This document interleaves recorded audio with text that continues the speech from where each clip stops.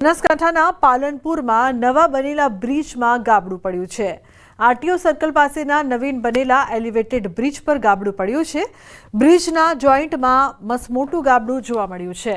તો બ્રિજમાં ગાબડું પડતા જ વાહન વ્યવહાર બંધ કરવામાં આવ્યો છે।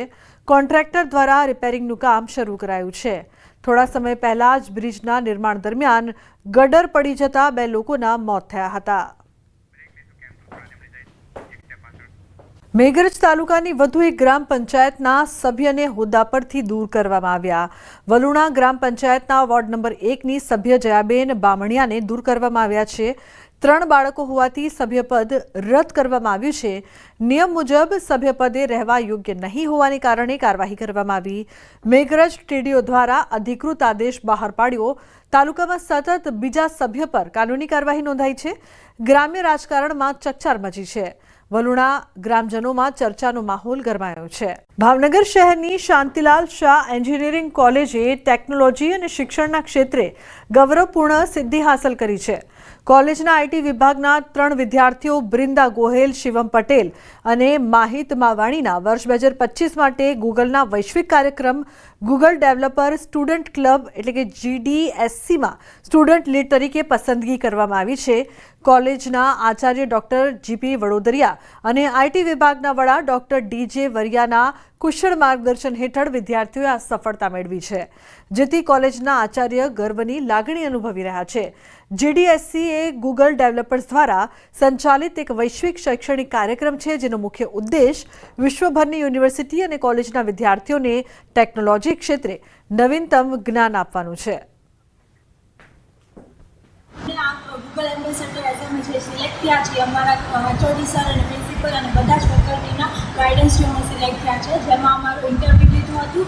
ઇન્ટરવ્યૂમાં અમને ક્વેશ્ચન આન્સર પૂછ્યા હતા, અમે એનો જવાબ આપ્યો હતો અને પછી અમને કોન્ટ્રાક્ટ સાઇન કરાવ્યો હતો એઝ અ ફાઇનલ જે બી હોય ને ગૂગલ એવી અને બાદમાં અમારે પછી ગૂગલને રિપ્રેઝેન્ટ કરવાનું છે। ગૂગલની જે નવી ટેકનોલોજીસ હોય, ટૂલ્સ હોય એ અમારે પહેલાં શીખવાનું, અમારે મિટિંગ કરે એ અમારે મિટિંગમાં શીખવાનું અને પછી અમારા જે બી સ્ટુડન્ટ્સ છે અમારી કોલેજના આને અમારા સાથે મળીને અમારે શીખવાડવાનું છે। આ જે કોન્ટ્રાક્ટ છે એના મદદથી અમે લોકો Google student ambassador official Google student ambassador તરીકે સિલેક્ટ થયા છીએ।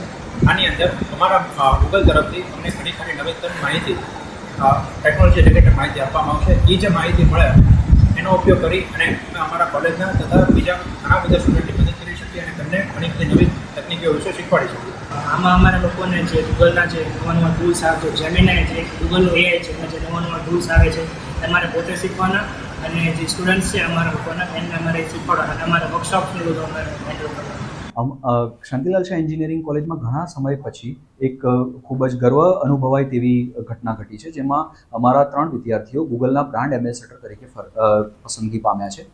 આ 3 વિદ્યાર્થીઓ કટિંગ એજ ટેકનોલોજી આ 3 વિદ્યાર્થીઓને ગૂગલ કટિંગ એજ ટેકનોલોજી શીખવશે, જેમ કે artificial intelligence, cloud, mobile application development, web application development તે શીખવશે અને આ વિદ્યાર્થીઓ આગળ જઈને કોલેજના તથા સમાજના ઘણા વિદ્યાર્થીઓને આ ટેકનોલોજી શીખવવામાં મહત્વનો ફાળો આપશે।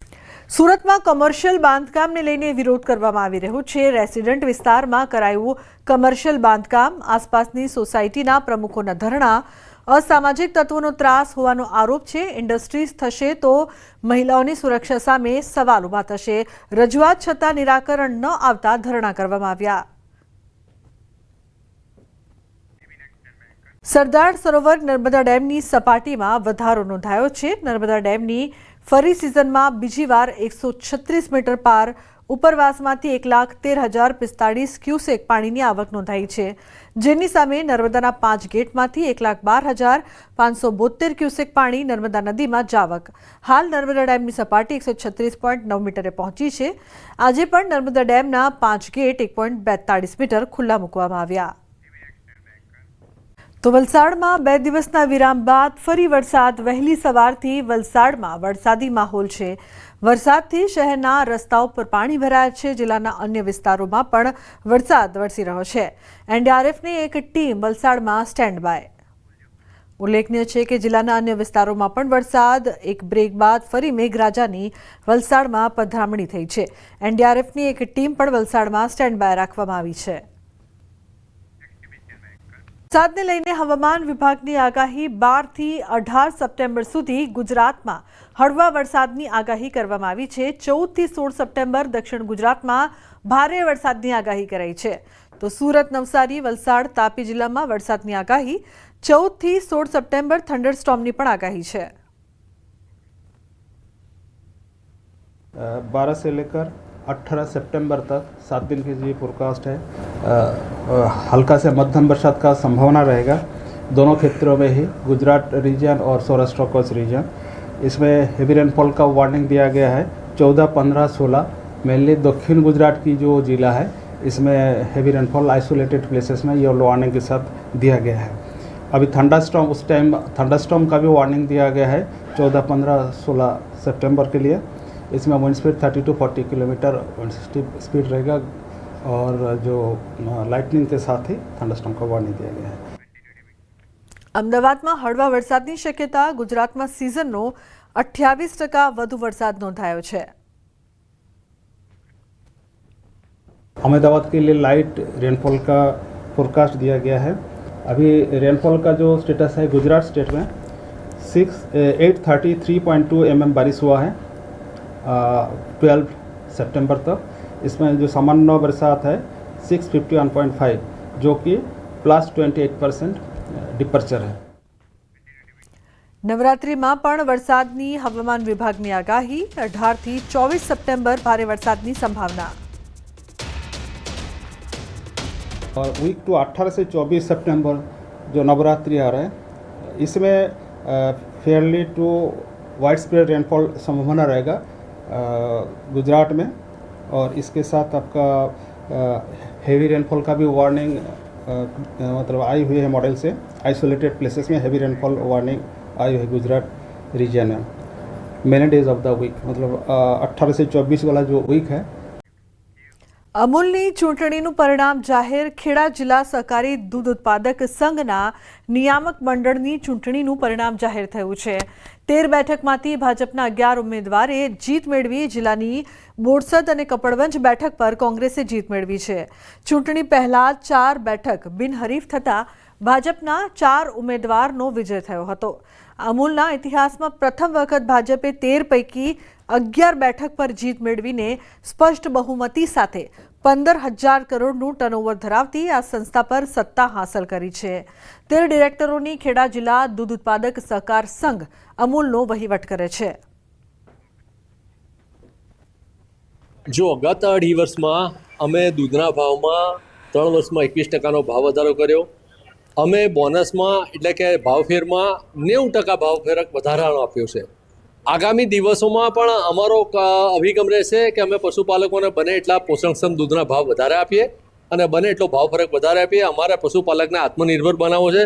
અમે આશા રાખીએ છીએ કે અમારો પશુપાલક બેંકમાં લોન લેવા નહીં, બેંકમાં ફિક્સ ડિપોઝિટ મૂકવા જાય. ખાસ કરીને બોરસદ અને આંકલાવના જે મતદારો હતા એને મારી પર 6ઠ્ઠી વખત સંપૂર્ણ વિશ્વાસ મૂકી અને મને જીતાડ્યો છે.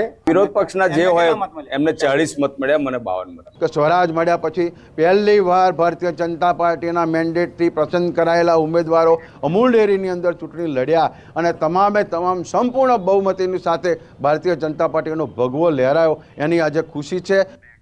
સરકારી અધિકારીઓ ધારાસભ્યને પણ નથી ગણકારતા. કડીના ધારાસભ્ય અને નાયબ કાર્યપાલક ઇજનેર વચ્ચેની વાતચીતનો વિડીયો વાયરલ થયો છે. ધારાસભ્યએ નાયબ કાર્યપાલક ઇજનેરને ખાડા પૂરવા લોકોની હાજરીમાં ફોન કર્યો. અધિકારીએ ધારાસભ્યને સીધું જ કહી દીધું કે ખાડા નહીં પૂરાય. અધિકારીને કહેવા જતાં અધિકારીએ ધારાસભ્યને સીધી જ ના પાડી દીધી. એમએલએ નાયબ કાર્યપાલક ઇજનેર ઓજસ પટેલને ખાડા પૂરવા સૂચન કર્યું હતું. નાયબ ઇજનેર ઓજસ પટેલે લેખિતમાં આપવાની માંગ કરી હતી. ધારાસભ્યએ કહ્યું કે લેખિતમાં નહીં મળે એમ જ ખાડા પૂરો. ખાડા પૂરવાની સીધી જ ના પાડી દેતા ધારાસભ્ય અકળાયા. મારે લખીને આપવાનું નથી, તમારે રોડ કરવાનો છે. બોલો, મારે લખીને આપવાનું નથી, રોડ તમારે ખાડા પૂરવાના છે. પૂરી દો. હું હમણાં જોવા આવું છું આજ સુધી. ચલો, કેમ નહીં પૂરાય? મને કારણ લખીને આપો. નહીં પૂરવાનું કારણ આપો. હા, લખીને આપો. તમે ઓફિસમાં આવો. ચલો, ઓફિસમાં આવો. તમે ઓફિસમાં આવો. મારી આવો. તમે આવી રીતે ઉદયની વાત કરો નહીં ચાલો મારી જોડે. નહીં, બિલકુલ નહીં ચાલે. હું કહું કે આ કામ કરવાનું એટલે કરી દેવાનું. હું કહું કે આ કામ કરવાનું એટલે તમારે કરી દેવાનું. હા ભાઈ, ખોટી વાત નહીં કરવાની. એટલે મેં અધિકારીશ્રીના ફોન ઉપર વાત કરી એટલે જરા થોડી એમાં ગરબડ થઈ એટલે પછી મેં અધિકારીશ્રીને પાછળથી બોલાયા ખરા. એમણે એમની ભૂલ પણ સ્વીકારી અને જે કામ કરવાનું મેં કહ્યું છે એ કામ કરવા પણ એ